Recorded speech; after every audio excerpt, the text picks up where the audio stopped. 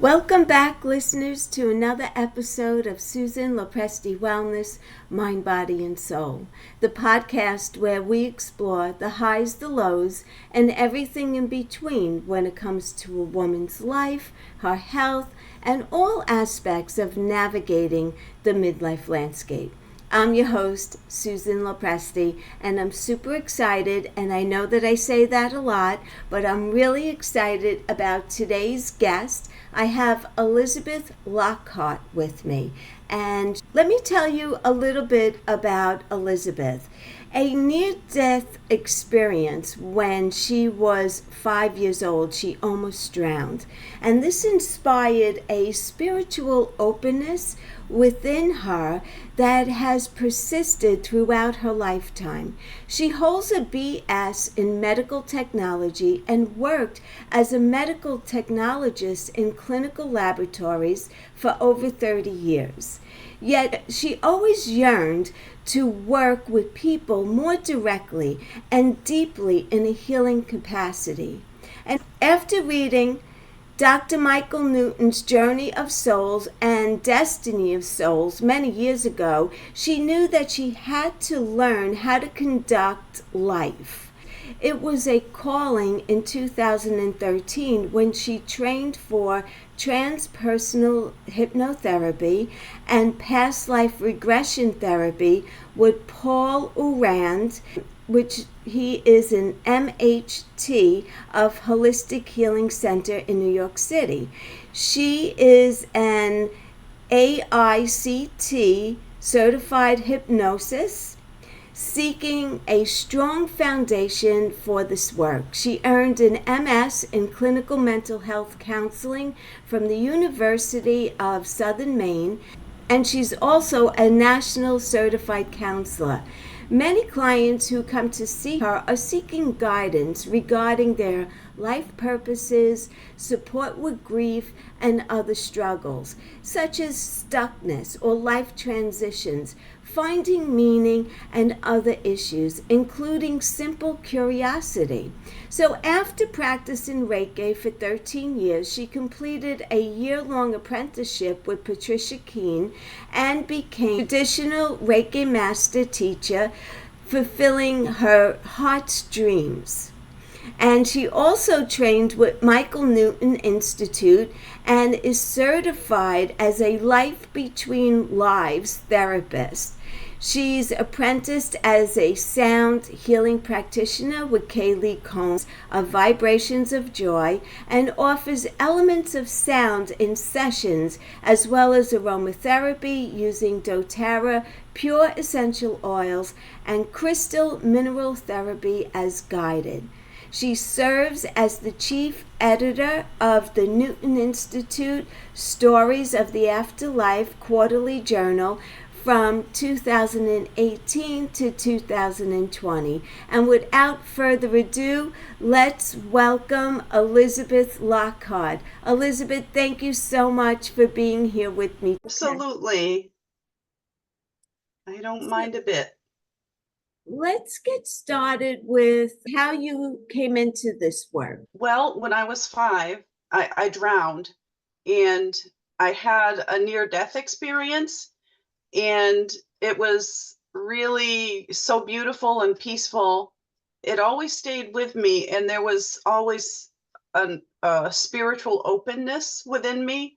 However, I absolutely loved science. So it doesn't mean that the two have to be, separate. That everything's connected. But I ended up going into clinical laboratory science, so for hospitals and doctors' offices and that sort of thing. So I, worked in various parts of the lab, and I specialized in microbiology. That was the department I enjoyed the most. So dealing with bacterial infections and that sort of thing, viral infections.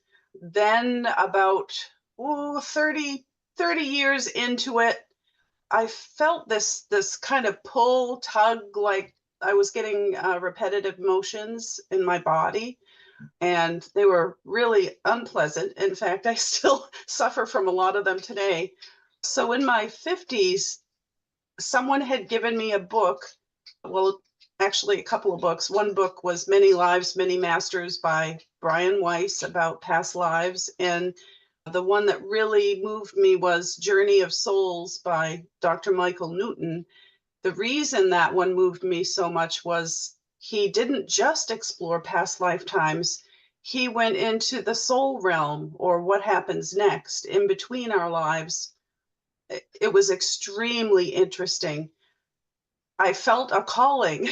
So I said, I don't know how I'm going to do this. I was a single parent with two teens at home and working two jobs, one at a hospital. Well, actually, they were one at a big hospital lab and then one at another lab, hospital lab. There wasn't much time or energy for anything, but I just knew it was a calling. So it was amazing how everything fell into place. I also became a Reiki master teacher in a matter of about 10 years. And I really feel like that energy work helped me through everything and helped things to fall into place. And I was able to go back to school to earn my in clinical mental health counseling, which is, I wanted a good, being a science head, I wanted a good foundation for doing this hypnotherapy, past life regression, and life between lives spiritual regression therapy. So that took about 3 years. And as I was earning my MS, I was also going to school in New York with learning from Paul Aurand, who's was the director of education for the Michael Newton Institute. Now he's made his own name, so he does his own work, but he still helps at the Michael Newton Institute. So I earned my certification in transpersonal hypnotherapy, past life regression hypnotherapy, and a couple of years after that, the Michael Newton Institute accepted me for their training program and I became certified. And since 2013, I've been doing this work. I've had my business since 2014. So I call it my practice, really. I don't think of it so much as a business as a practice. So it's been 10 years this year, and I absolutely love the work, and I feel like it really helps people heal on so many levels. There's a lot of work that we do as working with spirit guides, and it's amazing what happens next after someone passes through the death scene in a past lifetime. Who comes to greet you? Who do you meet up with? Usually it's a spirit guide or spirit guides. What are they like? How do you feel when you meet up with them? It's just a beautiful experience asking for healing. Usually the spirit guides will offer healing, whether it's physical, mental, emotional, or spiritual healing.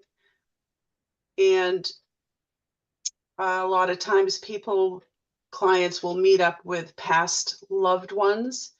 They may come to greet them, or the spirit guide may just help to guide them to meet up with the past loved ones. We meet up with soul groups, which are really interesting. You can have a primary soul group of about 20 to 25 souls that you've been with for eons, pretty much since your creation as a soul. And then there are specialty soul groups, which are really cool. So those are smaller, and you're working on special things like healing, creating matter from energy. There are all kinds of different specialty soul groups. And then there are recreational soul groups. Those tend to be a little bit larger, but not always. But musical soul groups, traveling through interdimensional planets and star systems and those kinds of soul groups. So the benefits in my heart is the benefits are that you realize that when you die, you're not gone. you're an eternal soul, eternal consciousness. And so you go on and you do have a life between lives. You do have jobs that you have experiences that are wonderful and healing and exciting. And I love helping clients navigate through what they're experiencing because sometimes it can be a little bit confusing. Some clients are actually, when they leave the life, when they go through the death scene, they actually find that they're another being, another in another body, in another life form, I should say, in another star system on another planet. I probably only have 3 to 4% of my clients who go there to that unusual way of being or that unusual form other than what you would expect from a human Do, life form. do you ever encounter someone who, at some point in another lifetime, they were an animal? Yes, and that too, and within that 3 to 4% of unusual past lives, I have had clients come back as birds or animals, koala bear, trees, and even rocks, just merging with the consciousness of a rock, which is pretty amazing. Everything is made up of units of consciousness, so for me it's easier to understand that, so I'm just very open when I do this work, and I ask a lot of questions, a lot of not trying to grill a client, but just to open up their story, open up, everything that's happening, all the details of what they're experiencing. And so some clients are very forthcoming and they'll just go on and on and on and on. And other clients, you kind of have to dig a little bit and explore more intently. So Do you see a client more than once, or is one session sufficient? usually, I offer something a little bit different. A lot of my colleagues will, and Michael Newton's model, which I honor, requires that a person have a successful past life regression before they move on to a life between lives session. I offer what I call an introduction to life between lives at the end of the past lifetime. So after the client goes through the death scene, I'm asking them, what happens next? What are you noticing now? Keep going. Tell me about your surroundings. Tell me everything you're experiencing. And usually, with the help of spirit and our guides, I'm able to help connect them, facilitate the connection with their spirit guide or guides or someone of import in the soul realm who they would really benefit by connecting with. So that's just a little, I say little, but it's a really important piece of this work is experiencing that introduction to the soul realm and what it's like to be a soul, to not have a physical body, and what happens next. And most often the guides do want to kind of go over that past life you've just lived and things that you've learned, things that you might have done differently. So it could be a really beautiful meeting. And it also helps should a client decide to do a life between lives. It helps to make that connection and know that they can do the work, know that they can get that deep into the theta brainwave state to be able to recall the past life, the soul memories. So that helps set them up for a life between lives session at a later date if they want to. Because we do cover so much in that past life regression, including I have them make a cast of characters, important people in their lifetime, and a list of questions, burning questions or intentions, which we do ask along with the spirit guide once they make that connection to help them go over different things. Their soul self is also very aware, very present, because remember, they've shed the earthly shell and they're pure soul too. They're in their soul self form. So the dialogue, I facilitate a dialogue between the questions and intentions they came to the session with, between their higher soul self and their spirit guide. And of course, their human self is there too, to listen, to watch, to take in, to even ask more questions. Everything is recorded, audio, so that they can, their conscious mind can go over everything later. Most sessions are about 5 hours long. That includes the intake of about an hour, hour and a half. The session itself, which is usually about 3 to 4 hours. It is, at times we do go over. At times it's more like a 5.5 hour session or even a 6 hour session, but we try to And keep it around five. in one seating, Five. like one client will be with you for 5 hours. Okay, so I didn't have that Mm. kind of an experience. I Yeah, wanted to ask you because you mentioned something about death. And I think what you were saying was that they go back to remember how they died. Is that exactly. Yeah. Yeah. Yeah. So I guide them through the death scene. And from the beginning, we create a sphere of loving, protective light so they don't need to suffer physically. Occasionally, they'll have a symptom and they'll say, "Oh, my shoulder hurts." And I'll say, "That's okay. Let's go to the origin of that shoulder pain." If they're not aware of what it is, 5, 4, 3, 2, be there now.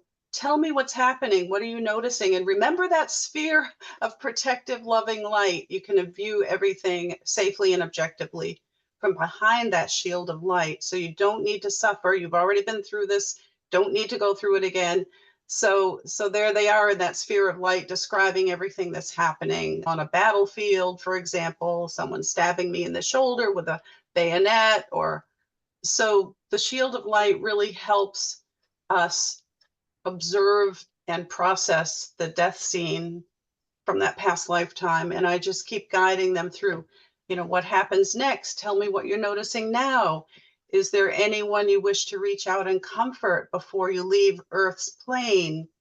A lot of times they'll want to reach out and energetically hug their loved ones or visit a special place, a beautiful, peaceful place that they used to like to go to before they leave Earth's plane. So that processing the death scene, and then we just keep moving, and then find themselves in the soul realm.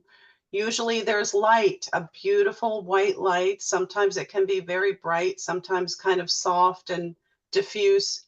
I just let them tell me right? what they're experiencing. What is the end result for a client? Like, what is the benefit of going through this whole process? Are they in search of some answers? What do you get from this? What's the benefit? And what brings someone to see you in the first place? Sometimes I send them a lot of information before they even you know decide that this work sounds interesting for them. And a lot of people come because they're stuck in behavior patterns that they're unhappy, relationship patterns they're unhappy with. A lot of relationships are karmic in nature, not as a punishment, but as an experiential learning. Some clients come to meet their spirit guide. They have felt a presence around them, especially if something traumatic has happened, and they feel this presence, and really want to meet their spirit guide or guides. A lot of the guides are angels. Some of them are souls who have been through a lot of experiences, who are very wise.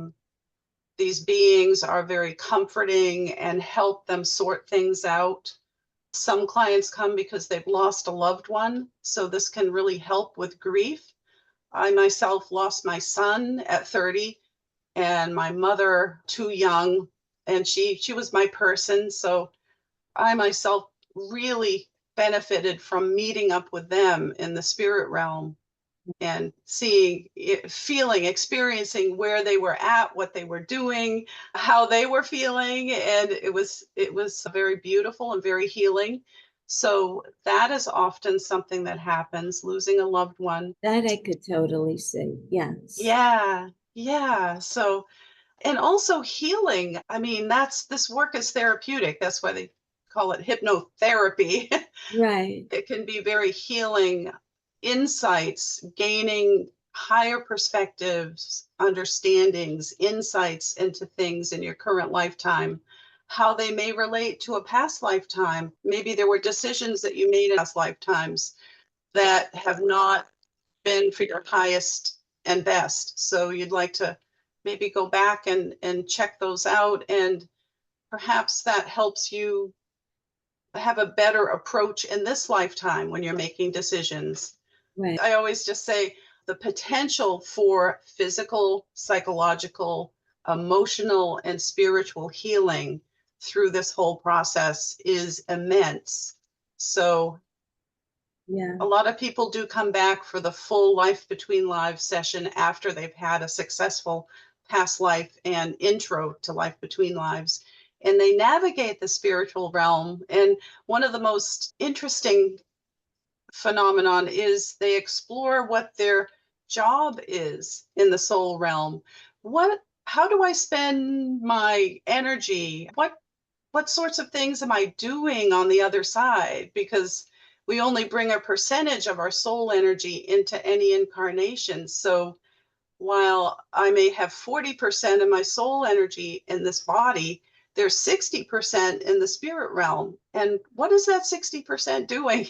I want to know. So I found out that one of the, well, I have a recreational soul group where we travel interdimensionally for interest and exploration. However, one of my most intensive jobs is I'm a member of what you might think of as a Reiki group, Reiki energy healing. There are 8 of us. And when someone's had a particularly traumatic lifetime, their guides will bring their soul to us. And there are 3 on one side, 3 on the other side, if you imagine kind of like a table, and 1 on either end. And so the 8 of us will work energetically on the soul to help restore and balance and heal. So that's a real honor to be able to do that. And I can understand why I was drawn to be a Reiki practitioner. That was almost 20. Well, that was more than 20 years ago. That was like 23 years ago. I learned Reiki. So, yeah. So it's really interesting to find out what you're doing with, on the other side. And of course, meeting up with people you never imagined would be in one of your soul groups. Like, oh my gosh, that person was so nasty to me. How could they possibly be in my soul group or one of my soul groups? So that's kind of neat too, because a lot of healing and forgiveness can occur when you have a soul to soul meeting. Is there anything you'd like to say to your uncle who molested you in this lifetime? And the uncle's soul is there and the client's soul is there. And, how could you, you really impacted my sense of self-esteem and whatever they need to say. And there's usually, I'm really sorry. I volunteered to do that because, which sounds bizarre, but there are things that we're all learning. So it could be that soul who committed the molestation was learning how it felt to be a perpetrator, how it felt to perhaps harm someone. It sounds awful, but if you look at the ultimate scheme of things, we're all learning experientially. And of course, the soul who's been molested is learning how to overcome and heal and build herself back or himself back. So there are those kind of touchy subjects that can be addressed too. Yeah, it's really cool. I highly encourage you to read Dr. Michael Newton's work, Journey of Souls, and he wrote Destiny of Souls as well. And they're amazing. For me, they were life-changing books. They're all about case studies with different themes, and we're coming out with a new one actually. At the Michael Newton Institute, I'm in the process of editing and actually writing parts of the book too. It's going to be called Finding Purpose. So it's again soul studies, soul case study, a collection of case stories, I guess you could say. So we tend to work with these souls many times throughout the eons of time, not just on Earth in a human body, but say on other planets and other life forms, that kind of thing. Usually what comes forward is related to, say, the last 2,000 years on Earth, lifetimes on the last during the last 2,000 years on Earth, just because they tend to be more relevant to what you're dealing with in your current lifetime. However, I have had clients go way back, like 40,000 years to Atlantis. I've actually had a couple of lifetimes in Atlantis too. A lot of people who seek out this work have had hundreds, if not thousands, of lifetimes on Earth as a human. So it's really interesting to see. Yes. Oh, that's another thing I didn't mention. When you have a life between lives, the spiritual regression, and it's a full session. You can go to the Akashic records or the Hall of Records or the book.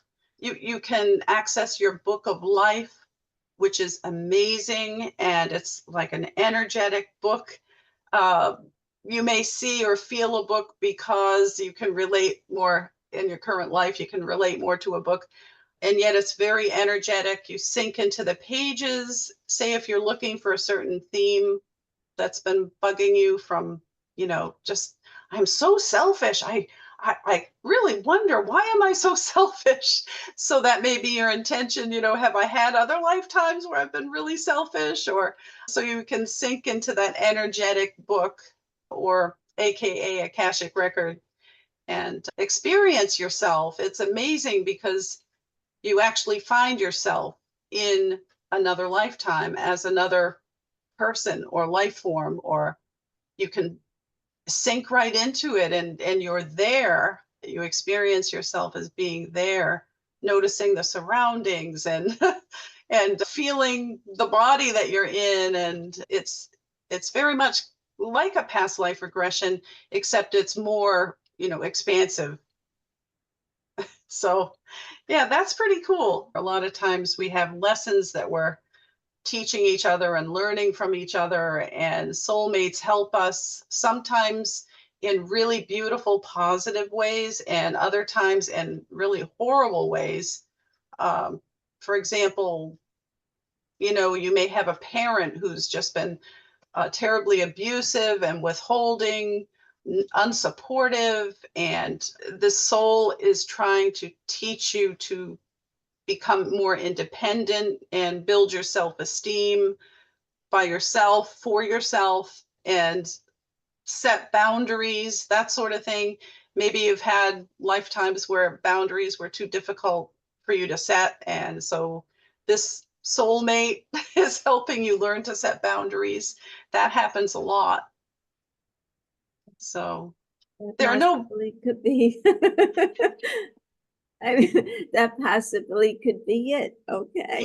yeah, setting boundaries. That's huge, huge. And believing in yourself, especially we women tend to, doubt ourselves a lot and live for others and do for others, and without honoring ourselves as much as we should, as much as we're worthy of being honored and appreciated. So a lot of lifetimes can be devoted to, wow, for example, being a slave, picking cotton in a cotton field and sweating and thirsty and just miserable. And the contrast of that with, say, the lady of leisure living in a mansion in the 1600s, and the contrast. Earth offers a lot of for us to experience, and also opportunities for deciding, making choices.